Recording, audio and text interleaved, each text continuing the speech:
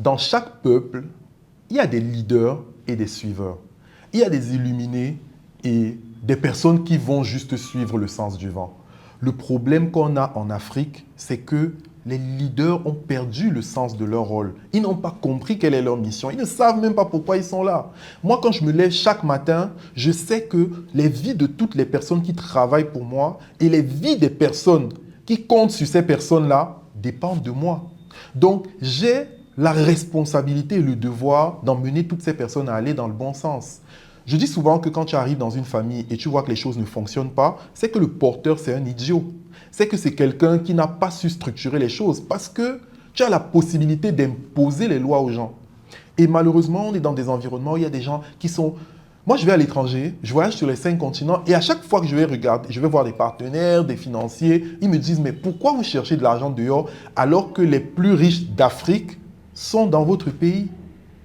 C'est ça la réalité. On a des multimilliardaires au Cameroun, mais qui prennent leur argent juste pour construire des immeubles et qui ont des enfants qui vivent à leur crochet dans des bâtisses abandonnées à l'étranger, qui seront peut-être récupérés par d'autres personnes aussitôt qu'ils auront fermé l'œil parce que leurs enfants ne savent même pas comment ils font pour créer de la valeur.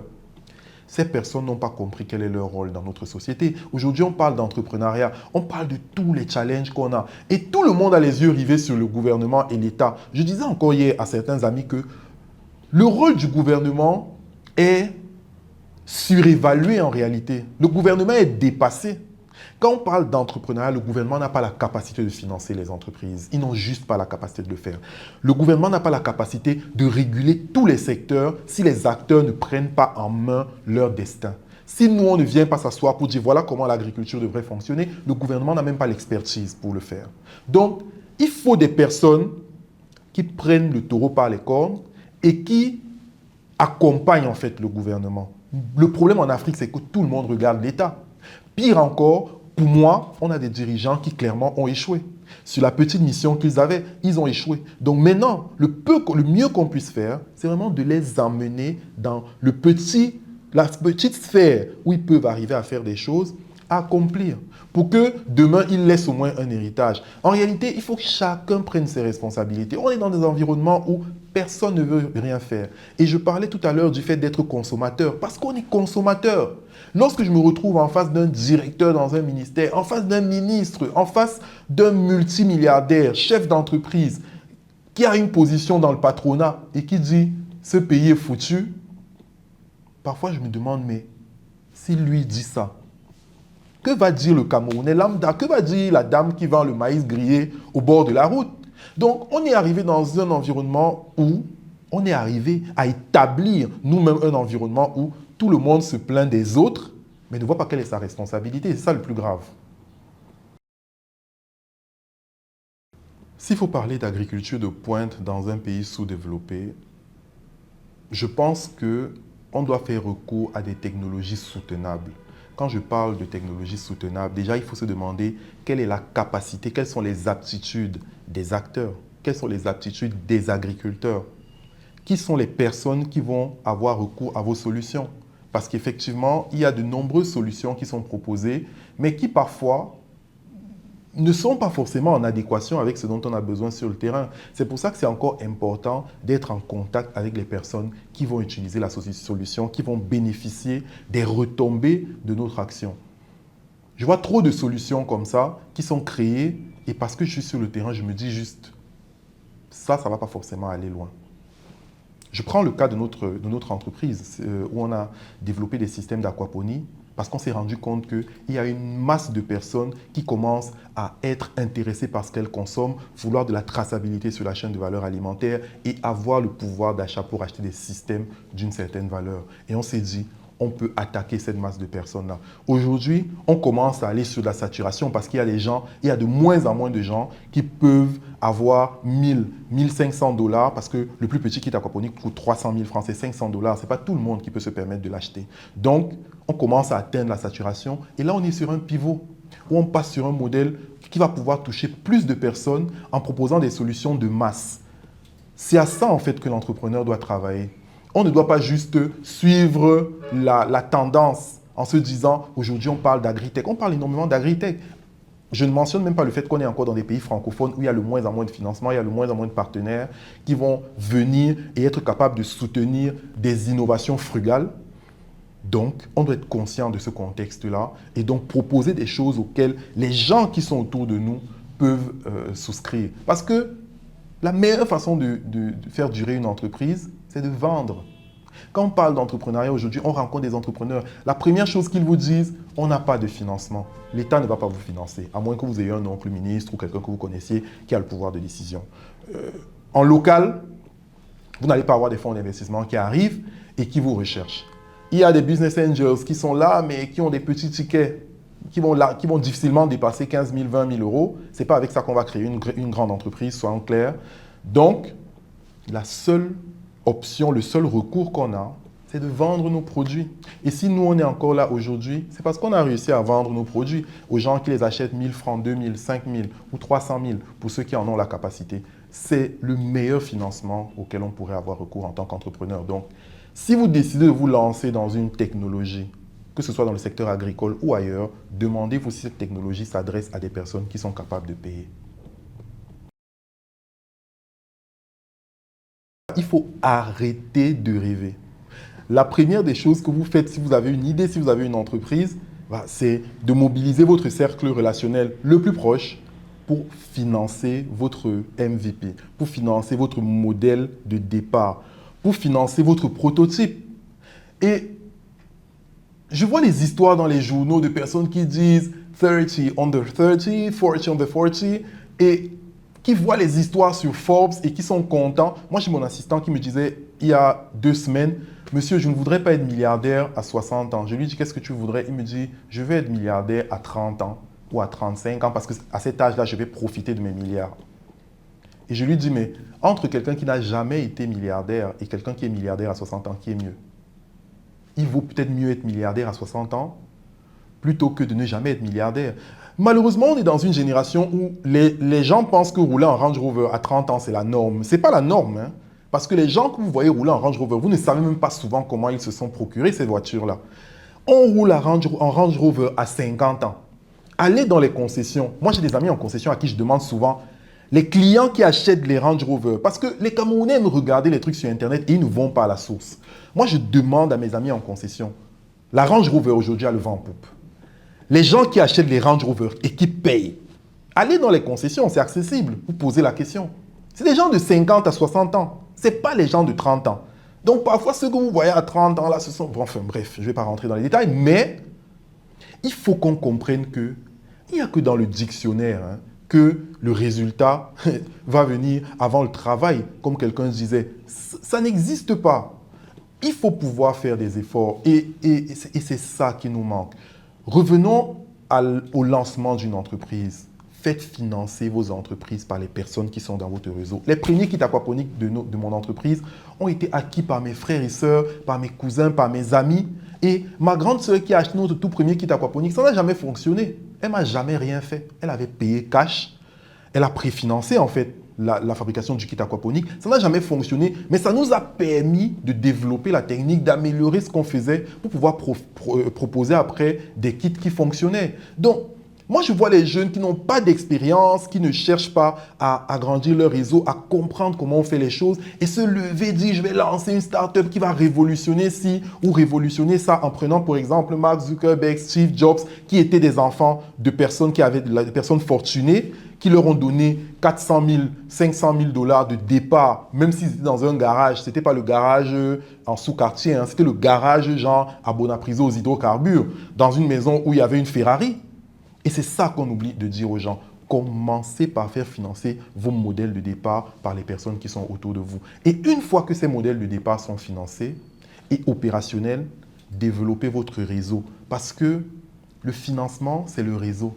Tout ce que vous entendez les gens dire en mode de cet entrepreneur, il faut des gens qui se lèvent et qui disent « je peux miser sur lui ». Il y a une dame que moi je suis énormément, Clara Harris, elle s'appelle, elle est vice-présidente chez Morgan Stanley, c'est une banque américaine. Et la dame dit « you need to have people who are able to speak on your behalf behind closed doors ». Et c'est quelque chose que les gens ne comprennent pas. Qui peut endorse yourself, qui peut dire aux gens, moi je mise sur lui, je lui fais confiance. C'est la question que vous devez vous poser. Commencez par le côté pratique. Dès que c'est pratique, cherchez cette personne sur qui vous misez. Moi, j'ai rédigé et j'ai publié un livre il y a 1 an et demi à peu près, que j'ai intitulé Mentoring pour la performance. C'est un livre dans lequel je parle de mes 5 premières années en tant que chef d'entreprise, de ce que j'aurais aimé qu'on me dise il y a 5 ans. J'aurais aimé qu'on me dise il y a 5 ans que mon petit, assieds-toi, fais tes kits aquaponiques et puis cherche à rencontrer les bonnes personnes. Et le meilleur moyen de rencontrer les bonnes personnes, c'est de rendre service. C'est de rendre service. Parce que quand vous rendez service, vous rendez les gens redevables et ces personnes ont envie de vous apporter quelque chose en retour. Malheureusement, je vois trop de jeunes aujourd'hui qui te rencontrent et qui se disent qu'est-ce qu'il peut m'apporter au lieu de se poser la question de savoir qu'est-ce que je peux lui apporter à lui. Le nombre de personnes qui demandent des services sur mon WhatsApp, et j'imagine que c'est encore pire pour les gens qui sont plus avancés, c'est catastrophique. Je ne peux juste pas répondre à tout le monde. Alors qu'un jeune qui vient vers toi en disant qu'est-ce que je peux t'apporter, tu vas toujours lui accorder du temps. En fait, les gens ne le disent pas suffisamment, mais l'entrepreneuriat de création d'entreprise, c'est du bluff. Après, les gens, ils peuvent prendre ça comme ils veulent. L'entrepreneuriat de création d'entreprise, je répète, pour que ceux qui n'ont pas compris comprennent et peut-être notent. L'entrepreneuriat de création d'entreprise, c'est du bluff. En réalité, quand tu te lèves et tu as une idée, ou tu as vu quelque chose ailleurs, comme ça a été le cas pour moi, et tu te dis, je peux refaire ça au Cameroun. La structure ou le bac de poisson qui était fait en polystyrène ou en polyéthylène ailleurs, je peux récupérer ce bac-là et moi je le fais en bâche normale. Je vais prendre le bac qui était en verre de 8 cm, je vais essayer du 5 cm parce que c'est ce qui est disponible au Cameroun. Les barres en bois, je vais les remplacer. Les barres en bambou, je vais les remplacer par du bois blanc au départ. Après, en fonction de l'espèce de bois que je vais trouver en local, en fait, c'est dans ta tête. Et s'il faut créer un kit aquaponique, la réalité c'est qu'il faut un designer, il faut un ingénieur de structure, il faut un financier qui prend le temps de trouver le meilleur coût de production, il faut un responsable de la supply chain qui fait les meilleurs approvisionnements afin que le coût de production s'adapte au pouvoir d'achat sur le marché et que vous puissiez vendre. Et enfin, il faut un responsable produit. Mais quand tu crées une entreprise d'aquaponie au Cameroun, tu n'as pas ces 5 personnes, tu n'as pas de l'accompagnement avec ses compétences pour pouvoir arriver à ça, en réalité, tu es seul.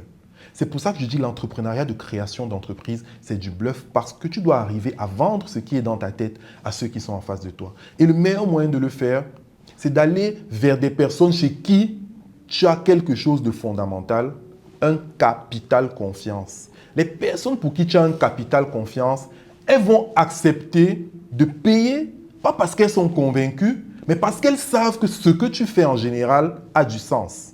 Et moi, c'est ce que j'ai fait. Il ne faut pas se dire qu'on a besoin que tout soit agencé. Si ton produit arrive sur le marché en création, je dis bien en création, parce que malheureusement, et je le dis tout le temps à mes collaborateurs et à mes stagiaires, on nous apprend ici à l'école à gérer des entreprises. Ce qui n'est pas étonnant parce que notre système éducatif a été fait par des colons pour venir les aider à gérer leurs entreprises. En réalité, on forme dans les écoles des contremaîtres qui vont venir et le maître blanc va dire « fais ça, fais ça, fais ça ». Après, ça change au fur et à mesure parce que maintenant, il y a des Africains qui commencent à créer des entreprises et on se retrouve avec des profils comme ça. Mais quand tu veux créer une entreprise, c'est un processus tout à fait différent. Tu dois partir de zéro. En fait, tu n'as rien. Et le conseil que je donne aux entrepreneurs dans ce cas-là, c'est vous serez évalué à vos résultats. Ne prenez pas le temps de regarder qu'est-ce qu'on pense de vous, qu'est-ce qu'on dit de vous. Ne cherchez pas la validation. Foncez. Parce que très peu de personnes autour de vous comprennent même ce que vous êtes en train de faire.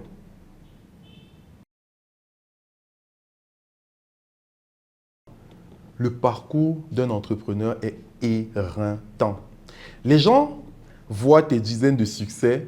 Ils n'ont aucune idée des dizaines de milliers d'échecs que tu as derrière. Peut-être parce que tu ne les commentes pas, parce que tu ne les publies pas, parce que tu n'en parles pas tout le temps.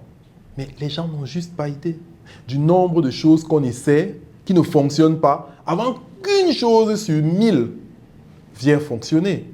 Donc, si vous voulez être entrepreneur, si vous lancez une initiative, ne soyez pas motivé par le fait de faire beaucoup d'argent. Ne soyez pas motivé par le fait d'être reconnu pour ce que vous faites. Parce que les gens voient Lance Armstrong pédaler et en 20 secondes, il vous a convaincu.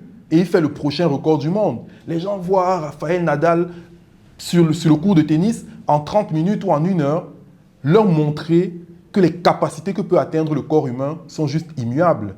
Mais ils ne savent pas que le mec s'est entraîné pendant 15 ans. Et pendant 15 ans, vous ne l'avez pas vu. Pendant 15 ans, vous ne l'avez pas géré. Pendant 15 ans, personne ne le calculait. Pour réussir, il faut avoir cette capacité. La capacité de faire ce que vous devez continuer de faire, même quand personne ne vous applaudit. Le problème, c'est qu'aujourd'hui, on vit à une période d'Internet et d'Instagram où tout le monde commence un petit truc et veut voir les likes. Tout le monde commence un petit truc et veut voir les applaudissements. Ça ne fonctionne juste pas comme ça. Moi, je dis souvent aux gens que j'ai quitté mon dernier emploi, j'ai rasé les murs. Après un emploi superbement, absurdement surpayé, je suis revenu dire je vais faire de l'aquaponie, je vais faire de l'agriculture, déconnexion avec pratiquement tout mon réseau, problème même avec certains. Quand je dis raser les murs, c'est vraiment que parfois tu manques 250 francs pour payer le taxi. Hein. Mais aujourd'hui, tout le monde dit Flavien, tu es inspirant. Après combien d'années? En réalité, ils ne m'ont pas géré pendant 10 ans. Donc, il faut que les gens aient cette capacité-là de se dire que je suis entrepreneur parce que l'impact que j'apporte aux gens a du sens. Et c'est ça qui me fait me lever le matin. Sinon, vous n'allez pas y arriver. Je me rends compte que les gens font des choses sans avoir une vision longue. Ils ne se rendent pas compte qu'ils sont en train de nuire à leur propre destin en réalité. On est dans un individualisme où tout le monde se dit « tant que moi et mes enfants, on est à l'aise, c'est convenable ». Mais on ne pense pas aux répercussions que ça peut avoir. Dès la création de votre entreprise, comme dans tout ce que vous faites, posez-vous la question de savoir quelle est la contribution que j'apporte. Parce que si vous n'apportez aucune contribution, vous apportez quand même une contribution dont vous n'êtes pas conscient. Et l'entrepreneur, encore plus que les autres, doit se poser cette question-là. Moi, je parlais tout à l'heure des gens qui sont à l'étranger et j'en ai plein dans mon répertoire qui me disent « j'ai une entreprise au Cameroun et j'ai des collaborateurs, ça ne va pas, ils ne tiennent pas, il n'y a personne à qui je peux faire confiance au Cameroun. » Je dis « mais c'est normal, tu ne te rends pas compte que tu es en train de leur envoyer un message qui est « il faut également chercher votre visa pour partir ». Parce que moi, je suis conscient du fait que tous mes collaborateurs aspirent à devenir chef d'entreprise demain. Et le meilleur moyen pour eux de devenir chef d'entreprise est de faire quoi? Me regarder et faire comme moi. Donc, si je ne suis pas ponctuel, je ne respecte pas mes promesses, ma parole, je dis des choses que je ne fais pas, bah, ils vont se dire que si Flavien a réussi en faisant ça, je dois faire pareil. Donc, si moi, je pars m'asseoir à Eindhoven ou à Paris et que je dis à mes collaborateurs, non, battez-vous l'entreprise, là, c'est le futur du Cameroun, ils vont juste dire, mais il nous prend pour des cons. Et il faut qu'on se pose cette question à chaque fois. Je vois des milliardaires au Cameroun qui ont construit des entreprises stables, prospères, mais qui envoient tous leurs enfants à l'étranger. Et je me dis, mais qui va récupérer leur entreprise demain? Ensuite, ils se plaignent du fait que les enfants ne veulent pas rentrer. Donc, posons-nous vraiment ces questions-là, que ce soit sur nos produits, sur nos actions individuelles. Et je pense que c'est ainsi qu'on va résoudre les problèmes. Ce n'est pas l'autre, parce qu'on ne maîtrise pas cela. Moi, j'ai grandi avec ma grand-mère qui m'a appris à me concentrer sur ce qui est dans l'environnement que je maîtrise. C'est ce qu'on devrait faire. Je peux répondre pour moi et je pense que chacun devrait répondre pour lui. Pour moi, m'accomplir, c'est avoir le même sentiment que j'ai chaque matin. Je pense que si je mourais demain, je serais très fier de la vie que j'ai menée. Parce que chaque jour, quand je me lève, je regarde les personnes. J'ai vu tout à l'heure les tableaux qui sont juste derrière moi et je me suis dit, ah, j'ai envie de faire ça pour mes collaborateurs parce que le niveau de gratitude que j'ai à leur endroit, je sais combien c'est difficile pour des jeunes dans la vingtaine, dans la trentaine au Cameroun d'accepter de travailler pour une entreprise qui ne donne pas des salaires mirobolants, mais être subjugué chaque jour par les sourires qu'on procure à nos clients. Ce sont des gens qui ont compris en fait où on va. Et pour moi, c'est le meilleur moyen de s'accomplir, de savoir que voilà ce que je dois accomplir, voilà pourquoi je suis né. Je suis souvent chagriné de rencontrer des gens qui n'ont même pas réalisé quelle est leur mission de vie. Moi, je sais quelle est ma mission de vie, je sais pourquoi je suis né. Je pense que j'ai été créé à l'instant présent où je suis arrivé au monde pour le faire. Et pour moi, c'est ça s'accomplir.